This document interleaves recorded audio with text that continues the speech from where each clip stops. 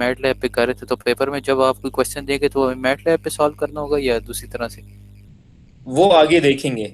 Just learn MATLAB, ठीक है, learn. ठीक we have to learn both manually and via MATLAB, ठीक है। ठीक है सर, ठीक है sir. Okay, so we started with the modeling in the frequency domain, और इस मॉडलिंग को मतलब मॉडलिंग करने के लिए हमने एक टूल सीखा जो कि लेप्लास ट्रांसफॉर्म था। हमने देखा कि लेप्लास ट्रांसफॉर्म एक आसान मेथड है, डिफरेंशियल इक्वेशंस को अलजेब्रिक इक्वेशन में कन्वर्ट करता है। वहां पर हम मैनिपुलेशन करके इक्वेशन को सिंप्लीफाई करते हैं, उसका इनवर्स लेप्लास ट्रांसफॉर्म लेते हैं, तो हमारे पास system as a function of time, हम उसको उस सिस्टम का इक्वेशन आ जाता है हमारे पास as a function of time. और हमने कुछ देखा भी था, कोई सिस्टम्स इक्वेशन हमने देखे भी थे कि बहुत सारी इक्वेशंस थे जो जो हमने सॉल्व की थे via Laplace transform and then inverse Laplace transform. और हमने देखा था कि ज्यादातर जो उसके सॉल्यूशंस जो थे वो आए थे, तो उसमें एक एक्सपोनेंशियल टर्म था। हमने चेक, आपको याद होगा हमने कुछ इसमें आपको बताया भी था कि बहुत सारी इक्वेशन जब आप सॉल्व करते हैं तो वो आते हैं 1 plus exponential term into e to the power minus t. याद है ना आप लोगों को? तो वो negative exponential power of e, negative powers of e के फॉर्म में आपके पास इक्वेशन आता है। वैसे मैंने डिस्कस किया था कि ये negative E raise to power minus T क्यों सिग्निफिकेंट है, ठीक है। थोड़ा सा go back to that and try to understand why it's important for a system to have e raised to power minus t, and what will happen if it is e plus t। वो आप MATLAB code में भी आपके उसके साथ play कर सकते हैं। So whenever it's the solution of the system is 1 plus e raised to power plus t, the system will be unstable, but you can try and play this with your MATLAB code। फिर हमने एक थोड़ा सा traditional mechanical system लिया था, एक सादा सा मैकेनिकल सिस्टम लिया था, और हमने कहा था कि इसको हम कैसे मॉडल करेंगे, ठीक है। ये देखें ना आपको, आपको वैसे solution, this is solution of the system 2 into e raise to power minus 3t cos 1t plus 2। तो e raise to power minus 3t का क्या मतलब है यहाँ पर, कोई बता सकता है जल्दी से? Just it's we are going through a quick review and then we will start our lecture. अरे what is decaying the function नहीं? सर ये decay. Yes, it's a decaying, very good. It's a decaying function. So as t increases, the system will, the response of the system, x of t will decay. X of t is equal to 2 raised into e raised to minus को, ये हमने कोई system solve करके ये equation निकाला है। और ये जो है, this represents the natural response of the system. हमने स्टेबिलिटी ऑफ द सिस्टम में पढ़ा था कि अगर natural response of the system decays with time, तो ये सिस्टम जो है स्टेबल सिस्टम होगा। तो आप मैटलैब में इसको प्लॉट करें, 2 raise to power minus 3t के बजाय प्लस 3t लिखें, आप देखेंगे कि मैटलैब प्लॉट आपको कैसे दिखाता है। वो सिस्टम एक खास टाइम बाद अनस्टेबल हो जाएगा क्योंकि रिस्पॉन्स इसका बढ़ता जाएगा, ठीक है। थोड़ा सा हमने कहा था कि poles and zeros of the transfer function क्या होता है पहले, तो हमने कहा था कि इनपुट और आउटपुट हम देखते हैं कि वो सिस्टम का क्या होता है, ठीक है। और इनवर्स लेप्लास ट्रांसफॉर्म के थ्रू हमने सॉल्यूशंस, फिर हमने एक सिंपल सा इलेक्ट्रिक सर्किट लिया था सादा सा, और उसको हमने एनालाइज करके वी डिटरमिन कि हम इसको कैसे कैसे लेप्लास ट्रांसफॉर्म के थ्रू सेव करते हैं और उसको कैसे एनालाइज करते हैं, ठीक है। तो कुछ हमने बेसिकली हमने जैसे जैसे आप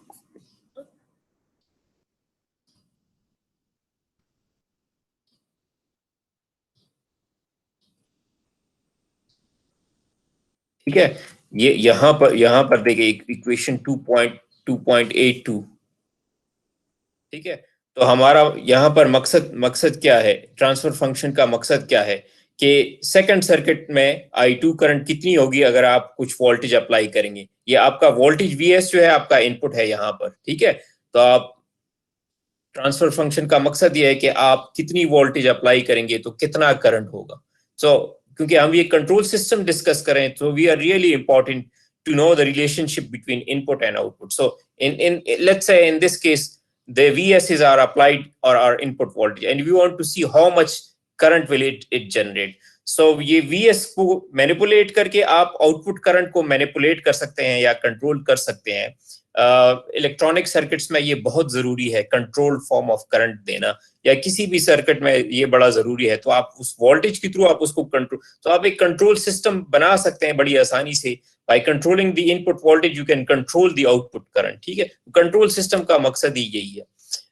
फिर हमने कहा था कि हम इस तरह से बड़ी आसानी से, किसी ने ये ट्राई किया है writing equation using this method, यानी उन्होंने आपको एक सिस्टमैटिक मेथड दिया है, sum of impedances around mesh 1 into I1s minus sum of impedances common to the two meshes into I2 is equal to sum of the applied voltage. फिर इसको minus sum of the impedance common to the two meshes into I1 plus sum of impedance around mesh 2 into I2s. ये आप बड़ा कोई भी system आप लें तो बड़ी आसानी से आप उसका इक्वेशन लिख सकते हैं, ठीक है, बजाय इसके कि आप एक हेक्टिक मेथड लें और उसको सॉल्व करें। तो ये बड़ा आसानी से आपको ये इक्वेशन इस फॉर्म में दे देता है। आपको याद है यही इक्वेशन हमने मैकेनिकल ट्रांसलेशन मैकेनिकल सिस्टम के लिए भी लिखा था, ठीक है। जैसे हम अगर मैकेनिकल सिस्टम स्टार्ट करें, बहुत इस सिस्टम के लिए हमने इक्वेशन लिखना सीखा था कि कैसे हम इसके लिए इक्वेशन लिखेंगे।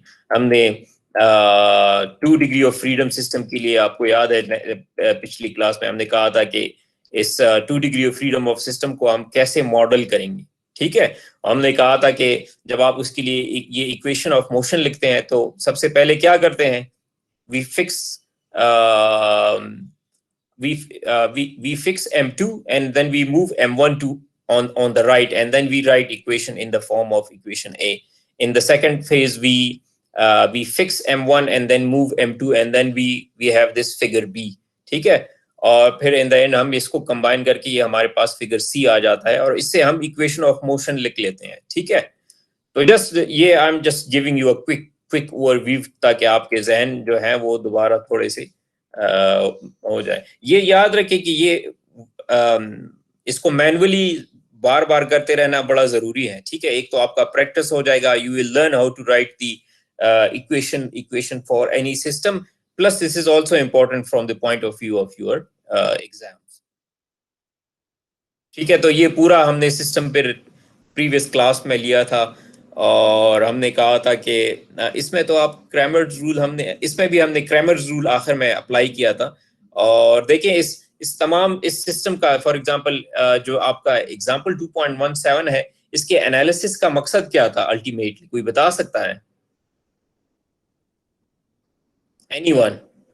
What is the purpose of the analysis of this system? जल्दी बताएं। ये है आपका पर्पस। अच्छा, इससे क्या जाहिर होता है? Anyone? Input output relationship. ये आपको बताता है कि आप कोई force F of S apply करेंगे तो आपके पास आउटपुट मोशन कितना होगा, डिस्प्लेसमेंट उस मास की कितनी होगी। ये एक सादा सा एक बड़ा ही सिंपल सा सिस्टम है, ठीक है। So you apply some linear force and then you observe some linear motion, but since you want a controlled motion, it's a control system, that is why you want to know that how much force of F of S I apply, then how much motion it will create. उसके लिए आपके पास एक system का equation आ जाता है, ठीक है। तो सिस्टम का इक्वेशन का फायदा क्या है, आप कोई बता सकता है? Again, we are just repeating, but what is the advantage of getting the equation of the system? Anyone? Sir, हम किसी भी स्पेसिफिक पॉइंट पे जिधर हम चाहते हैं उस पॉइंट के हम फाइंड कर सकते हैं पैरामीटर्स वगैरह और उस पे किस तरह मोशन हो रही है क्या। Exactly, we can predetermine, हम predetermine सिमुलेट कर सकते हैं, हमें पता चल सकता है। मतलब तमाम ऑटोमेटिक सिस्टम में हमें ये चाहिए, चाहे वो आपकी गाड़ी हो, ठीक है। आप ये जानना चाहते हैं कि इतना फोर्स इस पर लगेगा तो कितना मोशन ये करेगा, ठीक है। वो उस फोर्स के लिए तो डेफिनेटली उस फोर्स के लिए आपको एनर्जी चाहिए, एनर्जी के लिए आपको फ्यूल चाहिए। सो इन अदर वर्ड्स आपके पास ये एक रिलेशनशिप होना चाहिए कि कितना फ्यूल होगा तो गाड़ी कितनी लीनियर डिस्टेंस कवर करेगी, ठीक है।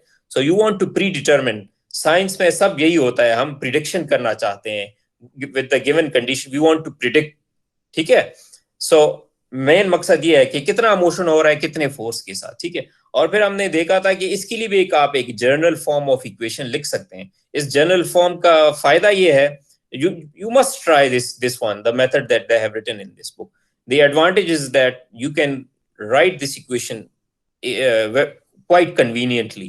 ठीक है? अच्छा, ये फॉर एग्जांपल ये जरूर ट्राई करें, ये वाला मैंने खुद ट्राई किया हुआ है. It's very interesting to write equation with this method, with the help of this method. ठीक है? इसी तरह इसका ट्राई करें. स्किल असेसमेंट वाले प्रॉब्लम्स इसमें जरूर करें. ठीक है? मैं शायद आप लोगों को कुछ आज या नेक्स्ट क्लास में असाइनमेंट्स भी दे दूंगा. अच्छा, so in today's class we will start with the rotational system, जिसमें rotational motion हो. ठीक है? rotational systems हम बहुत सारे हैं. सारे machines, motors जो हैं वो सारे rotational systems हैं. फैक्ट्रीज में, घरों में, जहां भी देखते हैं हमारे पास जो blenders, juicers, you name it, all of the machines are rotational mechanical systems. ठीक है? so ज्यादातर आपके पास rotational systems हैं. तो उस rotational systems को हम देखते हैं. अगेन हम क्या चाहते हैं कि आप कितना टॉर्क अप्लाई करें तो आपके पास कितना मोशन होगा, कितना एंगुलर मोशन होगा. This is your control system. ठीक है? ये क्यों जरूरी है? देखिए, आप फॉर एग्जांपल आप कोई भी सर्वो मोटर लें जो कि कंट्रोल एंगुलर मोशन आपका उससे मकसद होता है. ठीक है? लेट्स से बड़ा आसान मैं आपको मिसाल देता हूं. Automatic opening of the door है. तो अपने automatic opening of the door में मोटर लगा होता है. वो motor it applies some torque on the hinges of the door and it tries to open that door. ठीक है? But again you need in case of दरवाजा आप खोलते हैं तो आपके पास कंट्रोल्ड एंगुलर मोशन होना चाहिए, तभी आप ऑटोमेटिक कंट्रोल कर सकते हैं ना दरवाजा. इसी तरह है ना? Yes sir. इसी तरह आपके गाड़ी के वाइपर्स हो गए, आपके स्टेपर मोटर जैसे ये आपके एयर कंडीशन में लूब्स हैं आपके, जहां से हवा गुजरती है इनर, तो वहां पर आप कंट्रोल फॉर्म में उसको खोल सकते हैं, बंद कर सकते हैं. ठीक है? So these are all the control system in which you apply control torque and you find control motion. ठीक है? तो उस सिस्टम के कंपोनेंट्स क्या क्या हैं कंट्रोल मोशन में? जिस तरह हमारे पास लीनियर मोशन में आपके पास स्प्रिंग था. ठीक है? और आपके पास कोई डैम्पर था और आपके पास मास था. तो ये यहाँ पर थोड़े से ये नाम बदल जाते हैं. आप लोगों ने पढ़ा होगा, यहाँ पर मास की जगह हम मोमेंट ऑफ इनर्शिया लेते हैं. और ठीक है, स्प्रिंग कांस्टेंट हमारा वही है, सिर्फ उसका फॉर्म बदल जाता है. और आप विस्कस डैम्पिंग लेते हैं. ठीक है? तो ये डैम्पर क्या करता है? Damper is nothing but it's viscous damping is nothing but it's friction for your when you try to rotate a body, get it in a rotational motion. This is the friction which the body has to face. ठीक है? तो और moment of inertia, तो जब आप definitely एक मास को move करते हैं तो उसके लिए आपको कोई फोर्स चाहिए होता है. ठीक है? सो हम देखते हैं यहाँ पर कि स्प्रिंग कांस्टेंट के लिए जो आपके पास रिलेशनशिप है वो ये है. ठीक है? तो ये जहन में रखें कि जो आप अप्लाइड टॉर्क आपका रोटेशनल फोर्स हो गया तो वो इसके बराबर है के थीटा. ठीक है? और इसका जो ट्रांसफर फंक्शन है T of s over theta s, यानी theta s is what? Anyone? What is theta s over here? Be quick.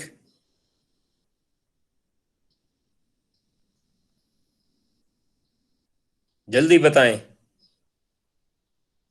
Angular displacement. यार एग्जैक्टली, इट्स वेरी इजी.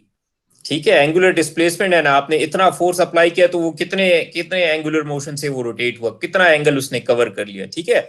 और again I will give you the example of opening of a door. You need a controlled angular theta, angular motion to open a door. ठीक है? सादा से अल्फाज में, अगर एक दरवाजे को खोलने के लिए आपको कितनी एंगुलर मोशन चाहिए? लेट्स से आपके घरों के जो दरवाजे हैं,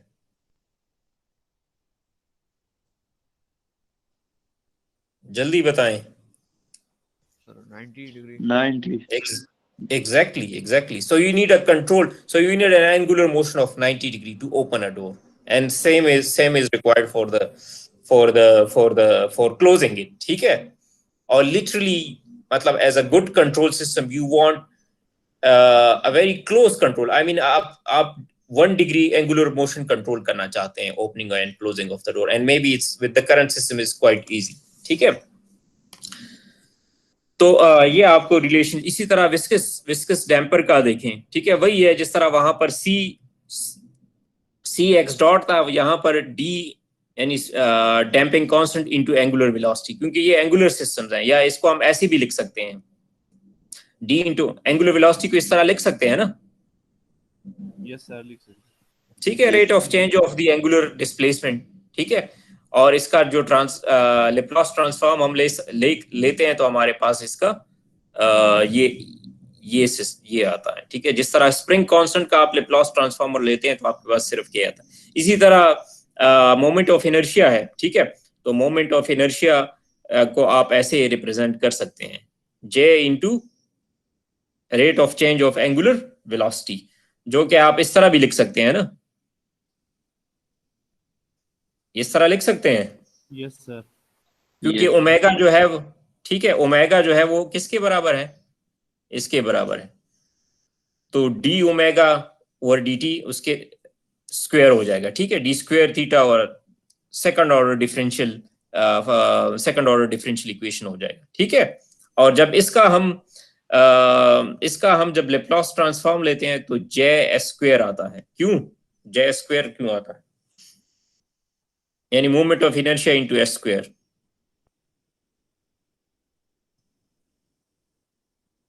जल्दी बताएं, ये आपका लेप्लास ट्रांसफॉर्म का थोड़ा सा वो है, रिव्यू है.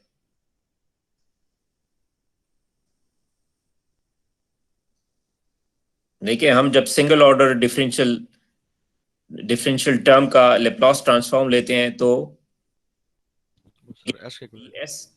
डी एस थीटा, ठीक है. तो जब सेकंड ऑर्डर है तो इसके साथ जे स्क्वायर थीटा, ठीक है. अच्छा, इसी सिस्टम को अब इस सिस्टम का हम फ्रीक्वेंसी डोमेन में इक्वेशन लिखना सीखते हैं, ठीक है. बड़ा आसान है. फॉर एग्जांपल लेट्स से ये आपके पास सिस्टम है, इसमें टू मासेस हैं या 2 शाफ्ट्स हैं, ठीक है. 2 रोटेशनल एलिमेंट्स हैं. इसको हम 2 डिग्री ऑफ फ्रीडम इसलिए भी कहते हैं कि इसके पास यहाँ इस सिस्टम में 2 इंडिपेंडेंट मोशंस हैं, ठीक है. इंडिपेंडेंट मोशंस का मतलब ये है कि J1 अपनी मर्जी से रोटेट होगा, J2 अपनी मर्जी से रोटेट होगा, मतलब डिपेंडिंग के वो किस किस्म के डैम्पर और स्प्रिंग के साथ कनेक्ट है. इसलिए हम इस सिस्टम को 2 डिग्री ऑफ फ्रीडम वाला सिस्टम या 2 डिग्री ऑफ मोशन सिस्टम कहते हैं, ठीक है. और इन अगेन सिस्टम एनालिसिस से मकसद ये है, ठीक है, कि आप कितना टॉर्क अप्लाई करेंगे. तो लेट्स से बॉडी 2 कितना एंगुलर रोटेशन करेगी, ठीक है. That's the purpose of analysis of system. या ये आप ये ऐसे भी वैसे लिख सकते हैं, टी एस थीटा 2s की बजाय थीटा 1s भी लिख सकते हैं, ठीक है. डिपेंड करता है आपका इंटरेस्ट कहां पर है,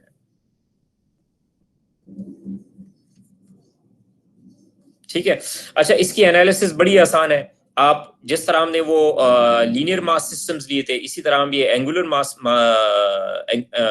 मास लेते हैं या रोटेशनल मासेस लेते हैं. हम इसमें ये है कि आप फिक्स करते हैं J2 को. J2 is fixed and we try to rotate J1 into a clockwise direction. आपको नजर आ रहा है, ठीक है. फिगर A को देखें तो you try to rotate it in the clockwise direction. When you try, अब अगर आप J1 का फ्री बॉडी डायग्राम लें, वैसे ये जो फिगर A है, ये कैसे आता है? हम सिस्टम को कहां से देख रहे हैं?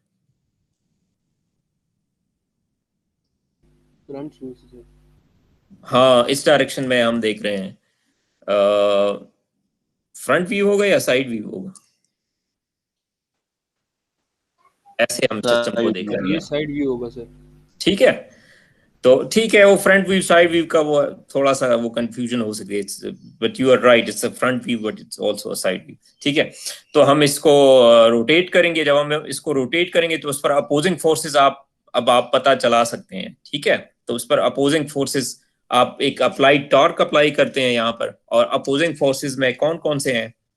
देखें ये सिस्टम किसके साथ लगा हुआ है? J1 is डैम्पर connected के to this, साथ और स्प्रिंग के साथ। डैम्पर के साथ, स्प्रिंग के साथ है, ठीक है। और हमने डैम्पर और स्प्रिंग का लेप्लास ट्रांसफॉर्म के फॉर्म में इक्वेशन लिखा है कि इट्स k θ1 कि ये डैम्पर है, सो इट्स d1 s θ1, और वो कुछ मास का भी होगा ना, तो वो क्या है? J1 s square θ1। आप यहाँ, यस सर बिल्कुल वो भी ठीक होगा। है ना, ये यही इक्वेशन है। तो आप देखिए कितना आसान बना लिया है आप लोगों के लिए इन्होंने ये इक्वेशंस लिखने।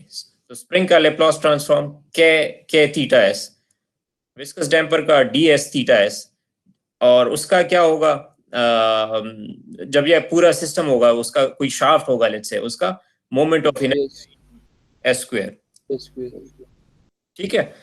तो इसी तरह आप इसका इक्वेशन भी आप लोग बड़ी आसानी से आप लिख सकते हैं, ठीक है। अच्छा, नेक्स्ट में आप क्या करें, ये पहला स्टेप हो गया। आपने पहले स्टेप में ये किया कि इसको आपने स्टॉप कर लिया and you let this rotate in clockwise, तो इस पर ये फोर्सेस अप्लाई होंगे। फिर नेक्स्ट स्टेप में आप जो है आप इसको J1 को रोक लें, ठीक है, और J2 को क्लॉकवाइज डायरेक्शन में रोटेट करें। जब ये क्लॉकवाइज रोटेशन में J1 को आपने होल्ड किया हुआ है, ठीक है, तो जब आप J2 को आप क्लॉकवाइज डायरेक्शन में रोटेट करेंगे तो J1 पर क्या फोर्स होगा? ठीक है, ये वाला होगा। इन सब को ऐड करें, ठीक है, और जब आप इन सब को ऐड करते हैं, ठीक है, यहां से इक्वेशन ऑफ सादा सा आप इक्वेशन यहां से आप लोग लिखें, ठीक है। तो फॉर एग्जांपल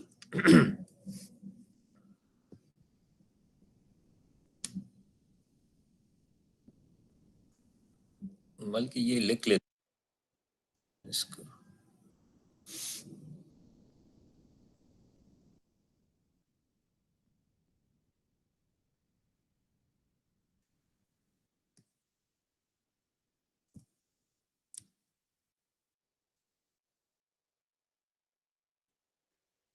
नहीं ये तो बहुत छोटा हो गया ये सिस्टम।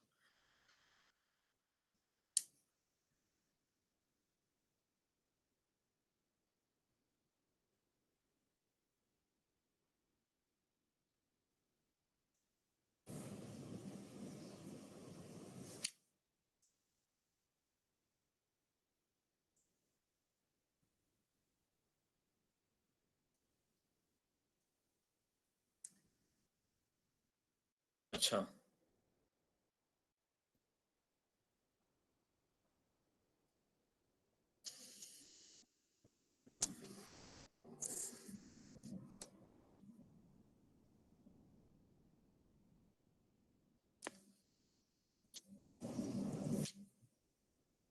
वही शाफ्ट लेते हैं, थोड़ा सा इसको छोटा बना लेते हैं।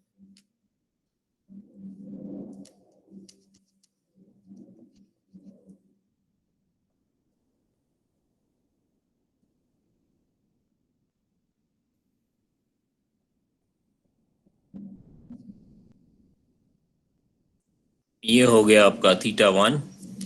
आपने टॉर्क भी इसी डायरेक्शन में लगाया,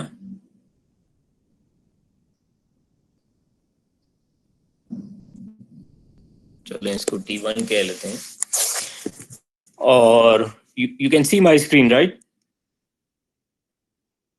Yes, sir. ठीक है, और इस पर K1S ऐसे जा रहा था, और डैम्पर था उसका S स्क्वायर थीटा। अच्छा, इसके साथ थीटा लिखते हैं, नहीं D1S था, ठीक है, मुझे करेक्ट करते जाएं, यस सर D1 क्योंकि फर्स्ट ऑर्डर डिफरेंशियल टर्म था, और सेकंड टर्म क्या था?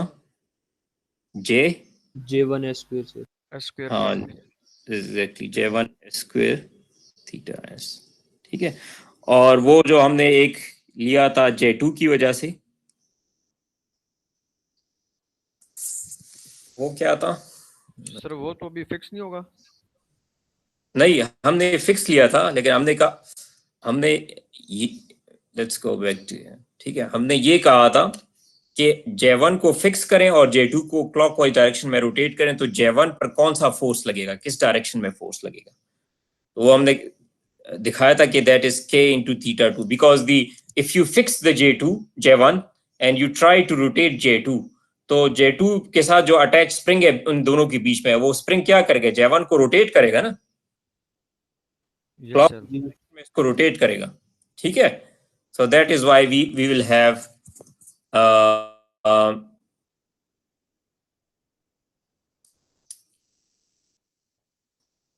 K into theta 2। अच्छा, ये K1 नहीं है, ये K है, ठीक है। और K1 के साथ, K के साथ S भी नहीं है, बिकॉज इट्स अ,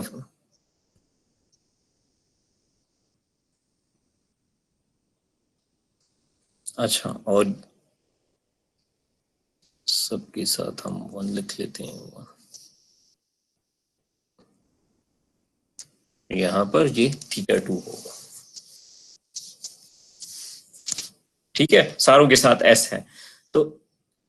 तो इसका जो हम क्लॉकवाइज डायरेक्शन को पॉजिटिव लें और ये लिखें, let's say T1 of S is equal to, अब देखें, अच्छा, क्लॉकवाइज को नेगेटिव लें तो ये -K थीटा 2, ठीक है। बाकी सारों में थीटा 1 कॉमन है, तो हम थीटा 1 कॉमन ले लेंगे और इसके अंदर क्या आ जाएगा, J1 S square plus D1 S plus K, ठीक है। अच्छा,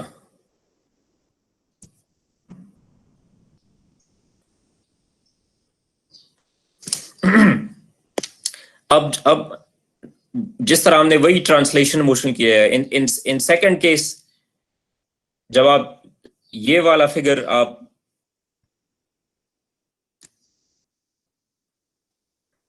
ये वाला जो है, ये वाला आप वही काम करें, लेकिन आप इसको अप्लाई करें J2 पर। फॉर एग्जांपल, अब आप क्या करें, अब आप J1 को फिक्स करें, J2 को क्लॉकवाइज डायरेक्शन में रोटेट करें।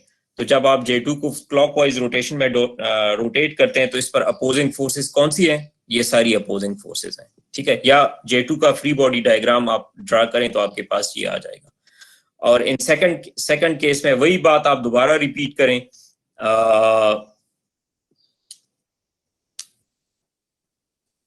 ठीक है, इसको फिक्स करें और इसको रोटेट करें क्लॉकवाइज डायरेक्शन में, देखें कि ये जो J1 के साथ और J2 के बीच में जो स्प्रिंग है, ये इसको क्या करता है उसके साथ, ठीक है। So it tries to rotate it in the clockwise direction, ठीक है। ये सारे सम ऑफ फोर्सेस करें, ठीक है। और इसका जो आप इक्वेशन लिखेंगे बहुत ही आसान है, वो ये है,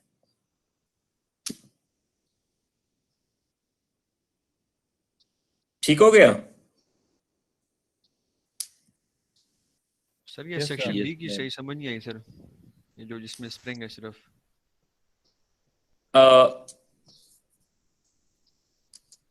अच्छा, इस वाली की, ये सर जिसमें पार्ट बी नहीं है सर, जिसमें ये थीटा 2 और K थीटा 1।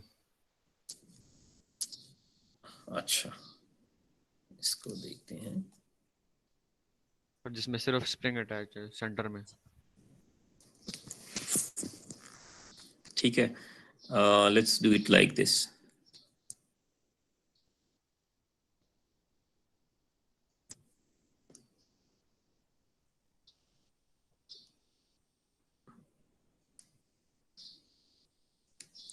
वैसे पार्ट 2 की मैं आपको एक्सप्लेनेशन दे रहा हूँ, ठीक है। पार्ट बी की, इसको आप, ठीक है, इसको आप क्लॉकवाइज डायरेक्शन में घुमाएंगे, ठीक है। जब आप इसको क्लॉक, ये फिक्स आपने रखा है, ठीक है, so this one is fixed. अब इसको साइड व्यू से देखते हैं, ठीक है। जब ये स्प्रिंग जो है, ये स्प्रिंग, ये इसको किस डायरेक्शन में रोटेट करने की कोशिश करेगा? मतलब we want to find the force that will be applied on J2 because of the clockwise direction of motion of J1. जी बताएं जल्दी। सर ये इसको अपोज नहीं करेगा J1 की इसको? नहीं, अपोज तो करेगा, उसी डायरेक्शन में मूव करेगा सर, उसी डायरेक्शन में ये, लेकिन ये स्प्रिंग क्या करना चाहता है? इसको रोटेट करना चाहता है J2 को, सेम डायरेक्शन में सर। ठीक है, इस डायरेक्शन में इसको रोटेट करना चाहता है, ठीक है। सो दैट्स व्हाई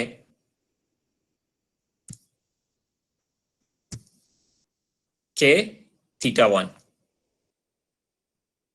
अब कंफ्यूजन क्लियर हो गई?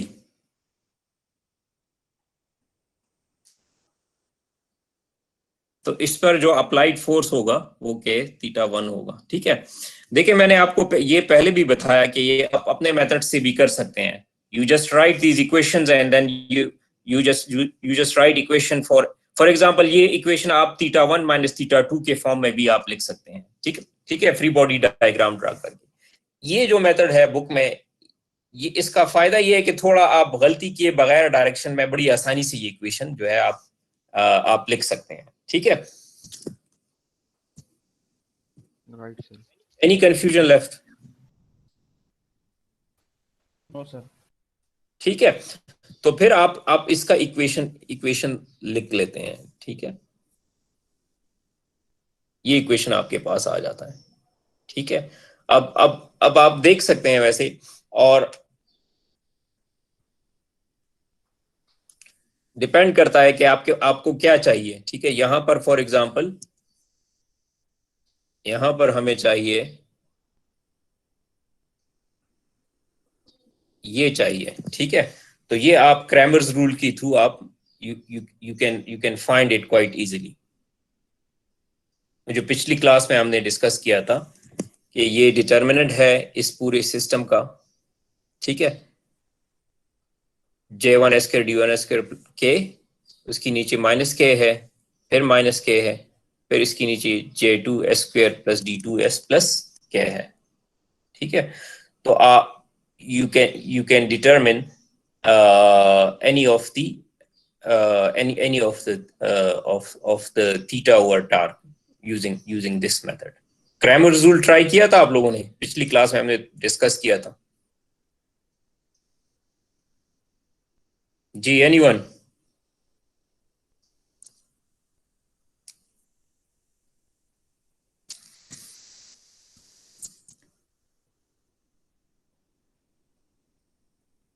क्रैमर्स रूल में अगर आप, नो सर, हमें आता है सर ये क्रैमर रूल। ठीक है। क्रैमर रूल का मकसद क्या है कि आप, अल्टीमेट मकसद उसका ये है टू ईदर डिटरमिन θ1, आपके पास बाकी, अच्छा ये देखें कि बाकी सिस्टम में आपके पास कांस्टेंट्स हैं। जैसे कांस्टेंट कैसे हैं, कोई बता सकता है? देखें ये सारा तो मोमेंट ऑफ इनर्शिया फिक्स होता है, ठीक है। फ्रिक्शनल कांस्टेंट D1 कांस्टेंट होता है, spring constant, all of them are constants, ठीक है। The only variable, ones are the variables in this system? जल्दी बताएं। सर θ1 और θ2। θ1 θ2 और t यानी टॉर्क, आप टॉर्क वेरी करें तो इसमें से θ1 θ2 वेरी होगा, ठीक है ना। तो ये तीन वेरिएबल्स हैं। आप चाहते हैं कि आपके पास डिटरमिन हो θ1 θ2 विद रिस्पेक्ट टू ts, ठीक है। तो जब आपके पास ये इक्वेशंस इस स्टैंडर्ड फॉर्म में आ जाता है तो you can determine any one of them. ये आप क्रैमर्स रूल के बगैर कैसे कर सकते हैं? साइमल्टेनियसली सॉल्व करोगे तो बड़ी आसानी से कर सकते हैं ना। आप जस्ट सब्स्टिट्यूशन करें, θ1 is equal to K θ2 plus TS कुछ आ जाएगा, फिर वो ये दूसरी इक्वेशन में वो वही वैल्यू डालें तो आपके पास θ2 θ1 की value as a function of TS आ जाएगी, ठीक है ना। मकसद ये है, just I don't know, I am going into more details, but the यहाँ पर पर्पस क्या है कि आपके पास थीटा 1 का इक्वेशन लिखे नजर आए आपके पास as TS into something into x y z, ठीक है, और आपके पास थीटा 2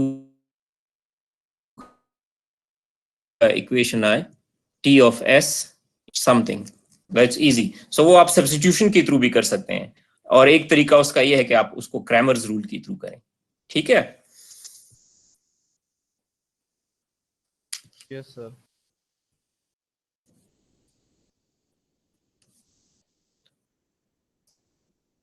अच्छा देखें,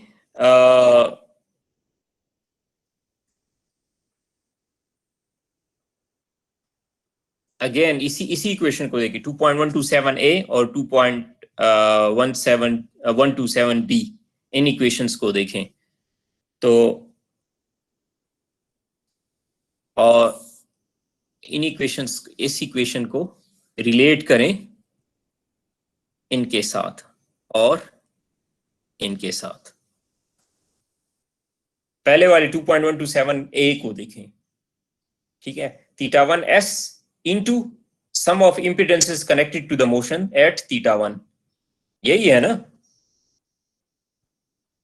थीटा 1 के साथ क्या क्या कनेक्ट है, impedances यानी resistance to its motion क्या क्या है, वो है J1s square moment of inertia plus D1s जो के डैम्पर इसके साथ लगा हुआ है प्लस K जो कांस्टेंट है, ठीक है ना।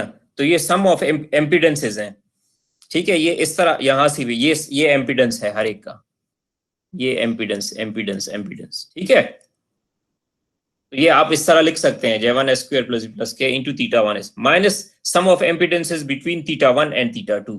थीटा 1 और थीटा 2 के बीच में एम्पिडेंस क्या है, K1 सर। हाँ K1 या, लेकिन यहाँ पर उनके, ठीक है, तो K1 या K, ठीक है, सम ऑफ अप्लाइड टॉर्क है theta 1 which is T of S, ठीक है। इसी तरह वो दूसरा इक्वेशन चेक करें 2.127b, ठीक है, क्या लिखा हुआ है, minus sum of impedance between theta 1 and theta 2 into theta 1। Sum of impedance क्या है, इम्पिडेंस थीटा 1 थीटा 2 के बीच, अगेन क्या है ना, यस सर। ठीक है, और sum of impedance is connected at motion at theta 2 into theta 2, ठीक है। तो K और सम ऑफ, ठीक है, J2s square plus D2s plus K. So it's a kind of a convenient method to write this equation, ठीक है, without going आसान बना लिया ना आप लोगों के लिए, without going into this,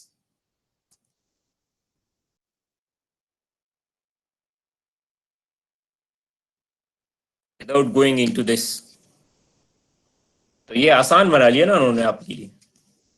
So it's a convenient, it is showing you some, it is giving you some convenience. इसी तरह ये आप थ्री मास सिस्टम के लिए आप लिख सकते हैं, ठीक है। ये एग्जांपल आप कैसे अप्रोच करें, आप ये इक्वेशंस, ठीक है, आप ये लिखें और इससे डिराइव करें इसको, बड़ा बहुत आसान है, and also you will enjoy it because I did when I was doing it my self, ठीक है। ये सारे लिखें और इससे ये इक्वेशन लेकर आए, आपके पास सब कुछ है, ठीक है। So then you will enjoy that, it's a kind of convenient and easy. Sir excuse me. Right sir. जी जी जी जी सर ये सर जो अभी सर हम लोगों ने पीछे जो है सर 2 बॉडीज के लिए सर ये सिस्टम देखा था, फिर उसके बाद सर ये 3 के लिए आ गया है। तो सर ये जो सम ऑफ इम्पीडेंसेस वगैरह सर ये जो मेथड है सर, ये इसका सीक्वेंस सर हर जो है, इससे अगर हम लोग 5 कर दें तो सीक्वेंस सेम ही रहेगा सर, ये सारी जिस तरह हम लोग impedances. yes you will follow this sequence. ये एक इंटरेस्टिंग होगा आप लोगों के लिए, I mean it's an interesting concept. How will you extend it to 4 bodies? For example, in this case we have two shafts or 2 masses or 2 moments of inertia. So then they have extended it to three masses or 3 moments of inertia. But it will be interesting to see how it works with 4 masses. It will be the same analogy. ठीक है, follow करें और लिख लें equation. So but you can see it makes life quite easier for you. ठीक है? ठीक है sir. Okay. So now we come into to write a transfer function for gears. ठीक है? और gears में वही जहन में रखें, हम चाहते हैं कि हम कितना टॉर्क अप्लाई करते हैं तो कितना एंगुलर मोशन होता है। That's a control system. कुछ गियर सिस्टम की कुछ बेसिक रिलेशनशिप्स हैं जो मोस्ट प्रोबब्ली आप लोगों को पता हो। ठीक है? वो ये रिलेशनशिप है। ठीक है? ये आपके बुक में है। आप फॉर एग्जांपल दो गियर्स हैं, आपस में मैश कर रहे हैं, they are connected with each other. ठीक है? N1 N2 का पता है आप लोगों को क्या है? Yes, Number sir. of teeth. Number of teeth. ठीक है, number of teeth on gear 1 and number of teeth on gear 2। और आपके पास ये रिलेशनशिप है कि the ratio of the angular motion is inversely proportional to the ratio of the teeth। इसी तरह है ना, theta 2 और 1 is equal to n1 over n2, यानी number of teeth on gear 1। और इसी तरह इसका जो रेडियस का है वो भी इनवर्स रिलेशनशिप है उसके साथ, डिस्प्लेसमेंट के साथ। और आपको पता है कि ये कहां से आता है, ये इक्वेशन यहां से आता है ना, थीटा 1 इंटू r1, ये angular distance covered by one gear is equal to theta 2 Yes, sir. r2। ठीक है,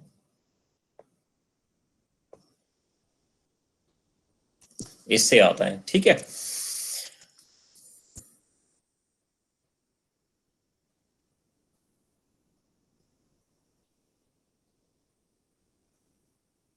इसी तरह आपका टॉर्क का है, कोई बता सकता है कि ये कहां से आता है?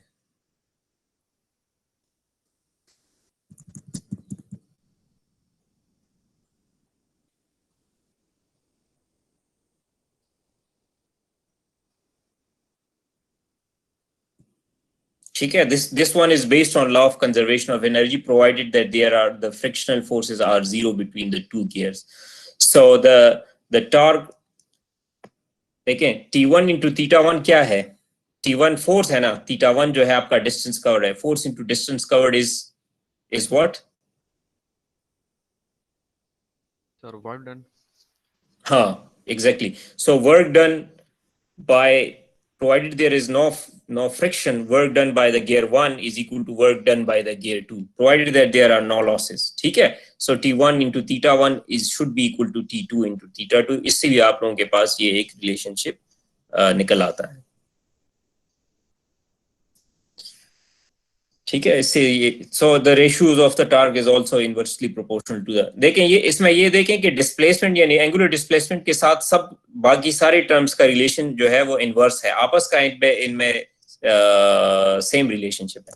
कहने का मकसद ये है कि R1 और R2 is equal to N1 over N2। ठीक है, इसी तरह T2 और T1 is equal to N2, सिर्फ डिस्प्लेसमेंट के साथ इसका इनवर्स रिलेशनशिप है।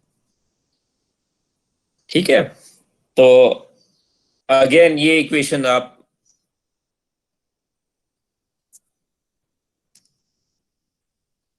थीटा 1 कैसे ट्रांसफॉर्म होता है थीटा 2 में। ठीक है, so you multiply with the ratios, इन्हीं इक्वेशन से ये बात ड्राइव होती है।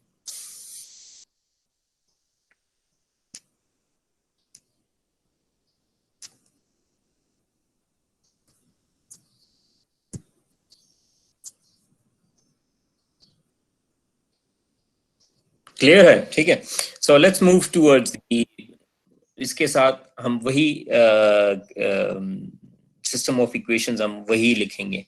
अच्छा, ये देखें यही गियर्स हैं, अब ये मैश हो रहे हैं। चलें दोबारा बताएं ये कौन सा व्यू है?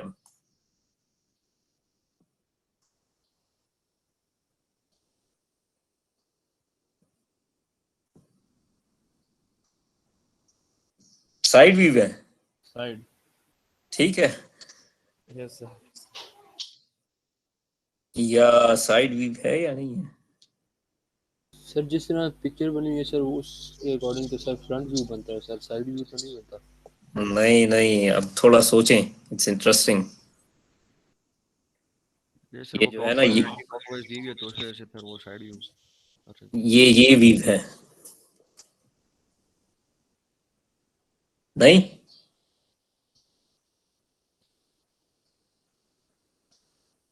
चलें, we will sharp our drawing skill somewhere else, लेकिन ये कुछ इस तरह का वीव है मेरे ख्याल में। बहरहाल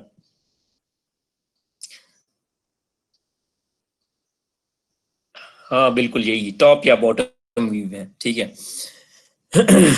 ओके, सो हम देख रहे हैं कि गियर 1 जो है वो गियर 2 के साथ mesh, it is meshed with the gear, ठीक है। और हम इससे एक इक्विवेलेंट सिस्टम बनाते हैं, ठीक है। अच्छा, ये जो सिस्टम है, ये जो पहला गियर है N1, ठीक है, so it is moving the gear N2, but you can determine the, जैसे यहाँ पर हम कह सकते हैं कि यहाँ पर गियर 1 की वजह से टॉर्क 2 लग रहा है, वो टॉर्क 2 किसके बराबर होगा? सर अपोजिट होगा लेकिन इक्वल होगा टॉर्क 1 वाले के बराबर। हाँ, लेकिन वो डिपेंड करता है, देखें ये कोई बता सकता है कि टॉर्क और एंगुलर मोशन कैसे एक दूसरे के अंदर जो है वो ट्रांसफॉर्म होते हैं? जब आप टॉर्क अप्लाई करते हैं तो आपके पास एंगुलर स्पीड आता है, ठीक है। तो ये टॉर्क और एंगुलर स्पीड जो है वो आपस में एक्सचेंज करते हैं, ठीक है। तो यहाँ पर जो आपका ये रिलेशनशिप है आपस में टॉर्क 1 और टॉर्क 2 का, ठीक है। तो सर वो रिलेशन से force is equal to torque into omega वाले सर एंगुलर वाले मोशन से, इससे बता रहे हैं आप? हाँ, मैं कह रहा हूँ कि वैसे टॉर्क और एंगुलर मोशन आपस में एक्सचेंज होते हैं। आप जैसे आप फोर्स को मास में कन्वर्ट करते हैं ना, sorry, force motion of the mass में कन्वर्ट करते हैं ना, आप फोर्स एक बॉडी पर अप्लाई करते हैं, it converts, that force is dissipated into the motion of that body.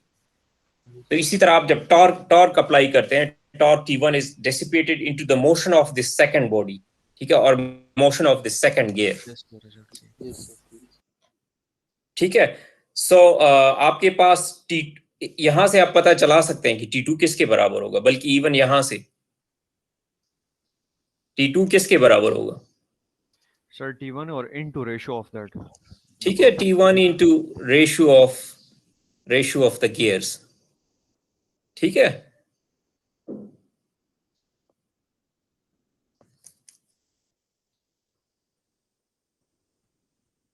तो ये टॉर्क जो है ये यहां पर है, जस्ट मैं आपको ये पॉइंट बताना चाह रहा था, ठीक है। अच्छा,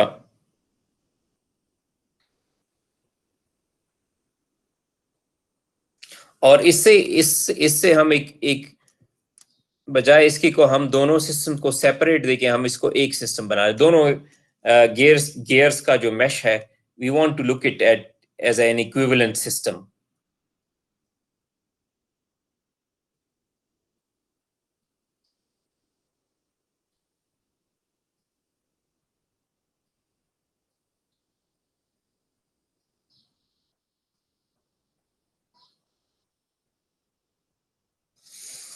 अच्छा,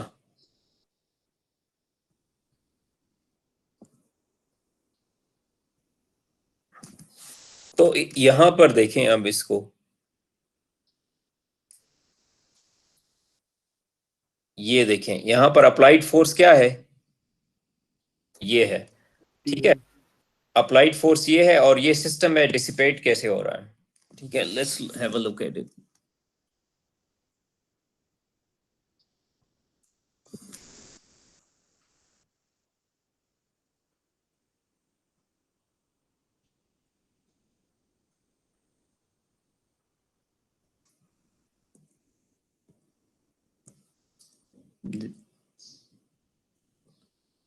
There is somebody.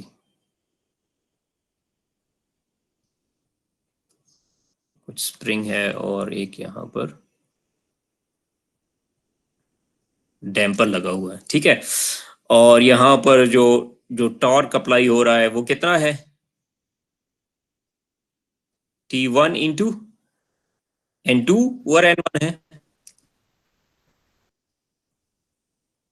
मतलब याद करने की जरूरत नहीं है, चलो हम इस तरह से, हमें ये रिलेशनशिप तो याद है ना, T1 और T2 इज इक्वल टू क्या, कौन सा रेशियो है टीच का, N1 बटा N1/N2। ठीक है, मैंने आपको बताया ना कि स्ट्रेट रिलेशनशिप है N1 डिवाइड बाय N। ठीक है, तो T2 किसके बराबर होगा, T1 N2 over T1 into T1 into N2 N1। ठीक है, तो ये टार्क अप्लाई हो रहा है यहां पर।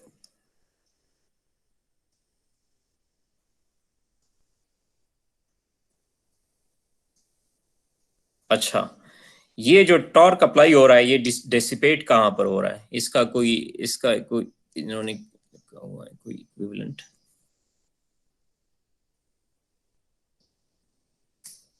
ये कोई के है और ये इसको इन्होंने डी कहा हुआ है, लेट्स से ये डी है। Yes sir. ठीक है, तो इसको हम, और ये कोई मतलब θ2 के साथ रोटेट हो रहा है। ठीक है, तो इसका जो θ2 ऑफ s, ये आपका अप्लाइड फोर्स है N2 डिवाइड बाय N1, और ये जो आप अप्लाइड फोर्स, ये जो आप अप्लाई करते हैं, ये डेसिपेट किस चीज में हो जाता है, जे स्क्वायर में, मतलब motion of the of that angular plus कुछ में चला जाता है, प्लस कुछ स्प्रिंग में डेसिपेट हो जाता है। ठीक है, जस्ट मैं कहने का मकसद ये था कि ये इक्वेशन मैं आपको बताऊं कि ये कैसे लिखा गया।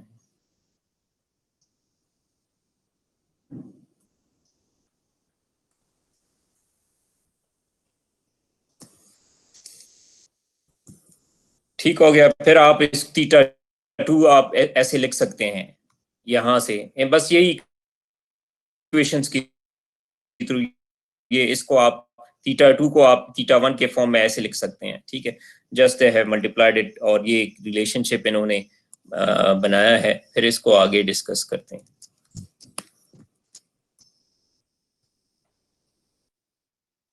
अच्छा, कैन एनीवन रीड दिस, इसको कोई पढ़े,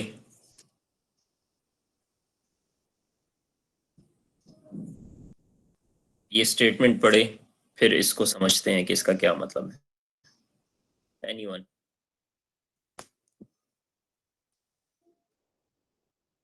go ahead, anyone?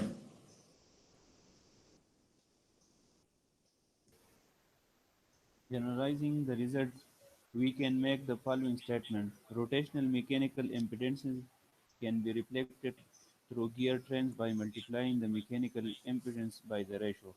Number of teeth of gear and destination shaft divided by number of teeth of gear on source shaft whole square, where the impedance to be reflected is attached to the source shaft and is being reflected to the destination shaft.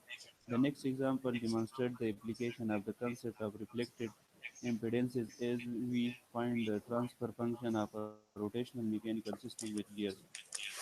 ठीक है, सो इसको आगे मिसाल में हम समझ लेंगे कि ये क्या कहना चाहते हैं। ठीक है,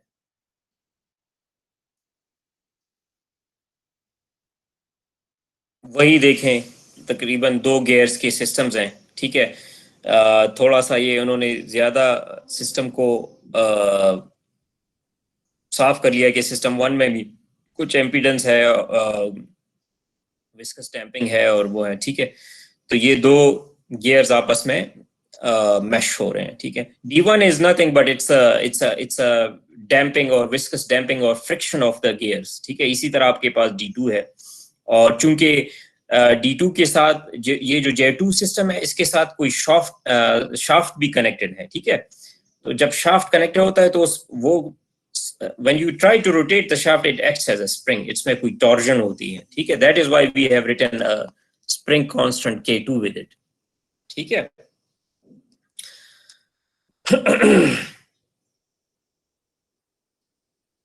अच्छा, तो लेकिन सर शाफ्ट का इटसेल्फ J2 जो होगा उसका मोमेंट ऑफ इनर्शिया नहीं वो उसको रेजिस्ट करेगा, स्प्रिंग बिल्कुल करेगा, बिल्कुल होगा, इसीलिए हम इसका equivalent J2 is equivalent moment of inertia of the system.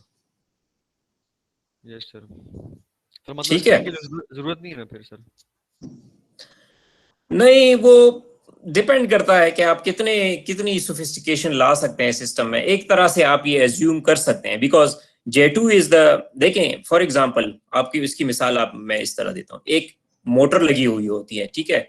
Motor के साथ जो गियर है वो ड्राइविंग गियर है, उस मोटर के गियर के साथ कोई शाफ्ट कनेक्टेड है वाया गियर, ठीक है।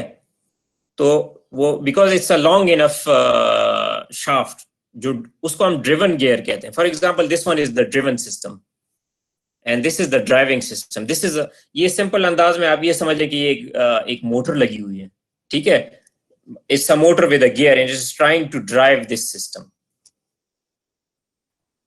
यस सर, ठीक है।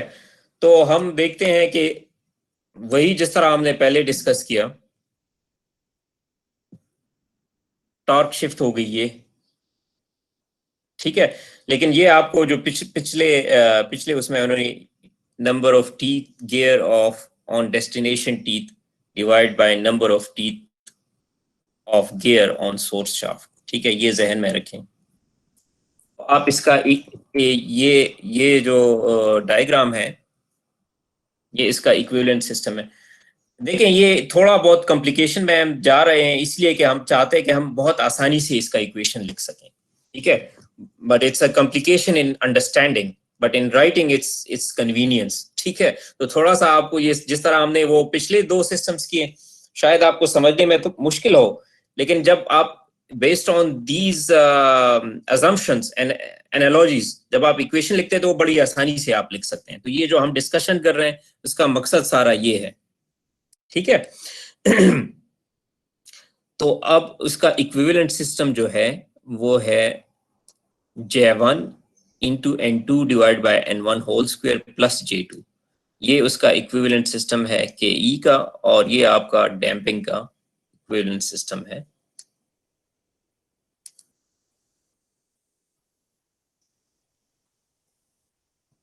और आपके पास अल्टीमेटली आपका ट्रांसफर फंक्शन क्या होगा,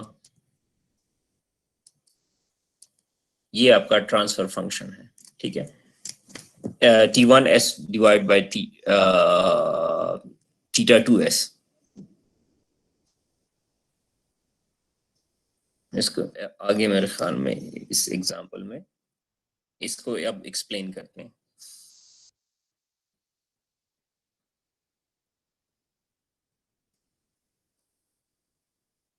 अच्छा, ये वही इक्वेशन है, ठीक है। जब आप ये ड्राइविंग है ये ड्रिवन है तो आप टॉर्क और इसकी इक्वेशन को जिस तरह हमने पिछले उसमें मैंने आपको यहाँ पर दिखाया, ठीक है। तो इसका सिस्टम ऑफ इक्वेशन हम ऐसे लिख सकते हैं। तो ये इट्स द सेम वन।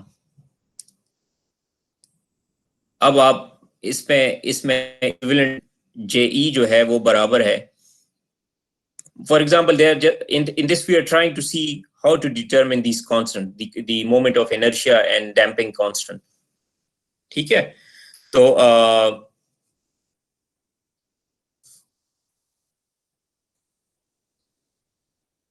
यहां से इस सिस्टम में मूवमेंट जो है वो ट्रांसफर हो रहा है इस सिस्टम से J2 सिस्टम की तरफ, ठीक है। तो इसका जो इक्विवेलेंट मोमेंट ऑफ इनर्शिया जो है वो इसके बराबर है,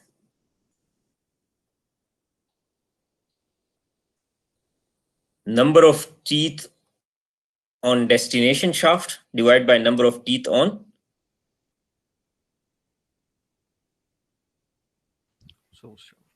सोर्स शाफ्ट।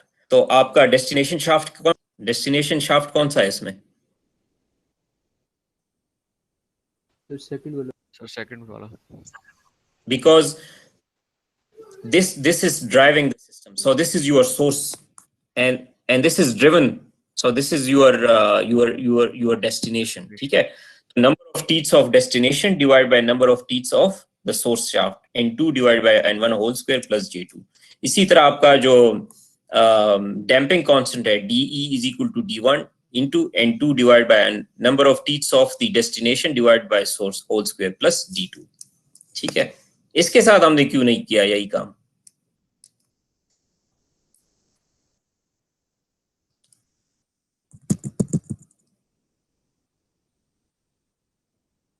जल्दी बताएं।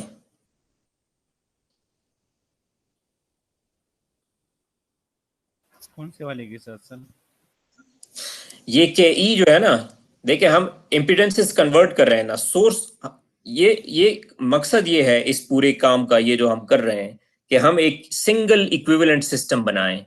ठीक है, ये पूरी स्टेप्स का काम ये है कि हमने यहां से एक सिंगल, ये दो सिस्टम्स हैं, ठीक है, इसमें ड्राइविंग है, ड्रिवन शाफ्ट है, इससे हमने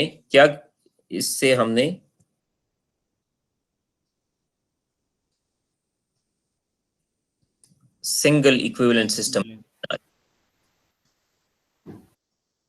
ठीक है। और अगेन सिंगल इक्विवेलेंट सिस्टम का मकसद क्या है कि आपको पता चल जाए कि अगर आप टॉर्क T1 अप्लाई करेंगे, मोटर अगर इतनी टॉर्क अप्लाई करेगा और गियर्स आपस में मैश्ड है और गियर्स का कुछ रेशो भी है, तो जो शाफ्ट है वो कितना रोटेट होगा। अब समझ आ रही है? सिस्टम एक सिंपल गियर सिस्टम है जिसमें एक मोटर है जो कि शाफ्ट को ड्राइव कर रही है। हम ये मालूम करना चाहते हैं कि ये मोटर अगर इतना टॉर्क लगाएगा तो दूसरा जो ड्रिवन गियर के साथ जो शाफ्ट कनेक्टेड है वो कितना रोटेट होगा। This is a simple analysis, ठीक है। तो इसके ये सारा काम हमने इसके लिए किया है और इसके लिए हमने पहले इक्विवेलेंट सिस्टम इसका बनाया है और सेकंड फिर दूसरी स्टेज में हमने इसका ट्रांसफर फंक्शन या ये इक्वेशन लिखा है, ठीक है। तो ये इक्वेशन आप लिख ऐसे सकते हैं,